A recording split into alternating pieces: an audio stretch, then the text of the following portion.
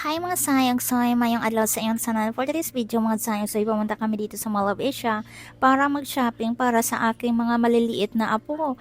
Ito talaga pumasok kami dito. Ito talaga yung pinakabit ni Dudong. Nagugustuhan niya ito kasi sobrang lakas daw maka-aesthetic para kay Baby Chan. So ayan, sobrang mahal pala dito mag-shopping mga sayang sa Pinas Mall. Nakakaluka, naluloding talaga yung brain ko. Syempre, nasanay talaga ako sa presyo sa Amerika. Napakamura lang. Pero sobrang ganda yung quality niya.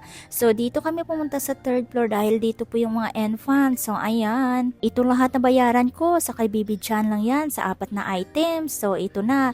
Tapos lilipat kami sa kabila. So ito na naman, nakapasok kami dito, ang daming dress at syempre tinawag niya ako kasi meron talaga siya ditong may nakita na naman siya. O ito, perfect daw ito kay Baby Chan. Ayan, binili na namin at saka dalawang dress at saka isang pants para kay Boo. At tapos na, mayroon pa akong dalawang apo. Pupunta ako sa baba para doon sila hanapan. Ang hirap talaga pag marami kang apo o naluloding yung brain mo. Sa wakas, ayun, nabili ko na yung gusto na lahat. So, ayan, ito po yon. Ito kay Barbie, Shark, Kalbo. At ito naman lahat dito kay Baby John. Sa kanya to lahat dito.